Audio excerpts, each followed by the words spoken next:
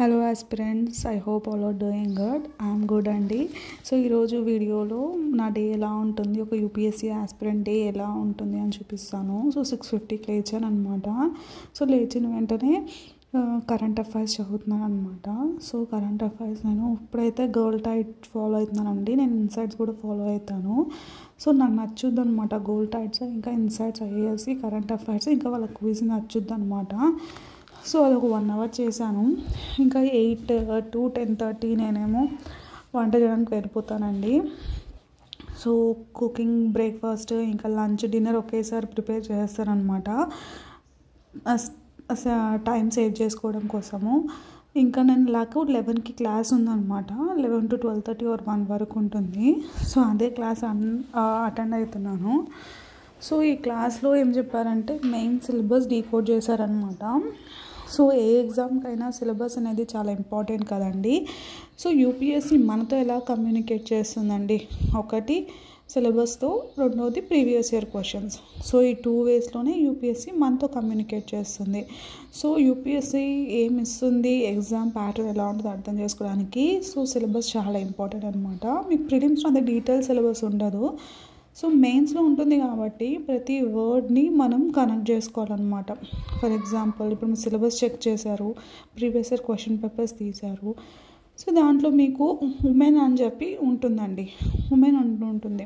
దాంతోపాటు క్వశ్చన్ ఎలా అడిగవచ్చు అంటే globalisation effect on women. Globalisation అనేది సపరేట్ వర్డ్ టాపిక్, ఇంకా ఉమెన్ అనేది సపరేట్ టాపిక్.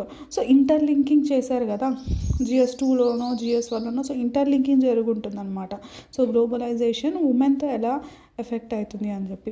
సో ఇలాంటివన్నీ అర్థం చేసుకొని దాని ప్రకారం మనం ప్రిపరేషన్ చేయాలన్నమాట. సో అదే ఇక్కడ కూడా సార్ ఎక్స్ప్లెయిన్ చేస్తూ ఉన్నారు. సో సిలబస్ ఏముందిలే తీసుకొచ్చి 2-3 సార్లు బట్టి కొట్టేసి ఇంకా అదే మెమరైజ్ చేస్తూ ఉంటే అవ్వదండి. మనం సిలబస్ని అర్థం చేసుకోవాలి. అర్థం చేసుకుంటేనే మనకు ప్యాటర్న్ అర్థమవుతుంది. సో నా ఫస్ట్ 2 అటెంప్ట్స్లో కూడా నేను చేసిన మిస్టేక్ ఇదే అనమాట. సో సిలబస్ని నేను అర్థం చేసుకోలేదు. సో క్లాస్ అయిపోయిందనమాట. అయిపోయిన తర్వాత బ్రేక్ తీసుకున్నాను, లంచ్ బ్రేక్.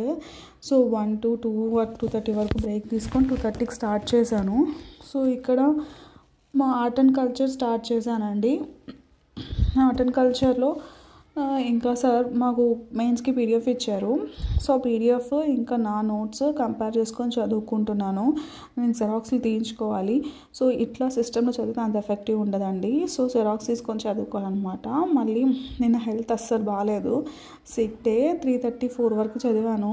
4కి ఇంకా నా వల్ల కాలేదు. సో పడుకొని 7కి లేచి మళ్ళీ 7:30కి స్టార్ట్ చేశాను. So art and culture complete చేశాను. 10 పేజెస్ అని కూడా 20 పేజెస్ కంప్లీట్ చేశాను. ఇంకా ఆప్షన్ కూడా కంప్లీట్ చేశాను అనమాట. ప్లేటో చదవాలనుకున్నాను.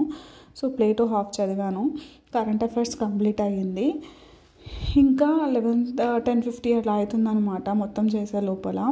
సో సిక్ డే అయినా సరే ఇంకా కొంచెమైనా మీకు సిక్ అనిపించింది అనుకోండి, 2-3 hours రెస్ట్ తీసుకొని మళ్ళీ రిజనరేట్ అయ్యి మళ్ళీ స్టార్ట్ చేయండి. సో ఎంత లేట్ అయినా సరే కంప్లీట్ చేయండి. సో నెక్స్ట్ డేకే నేను నోట్ చేసుకున్నాను అనమాట. సో వీడియో కనుక నచ్చినట్టయితే ప్లీజ్ లైక్ చేయండి, షేర్ చేయండి అండ్ సబ్స్క్రైబ్ చేసుకోండి గైస్. Please support.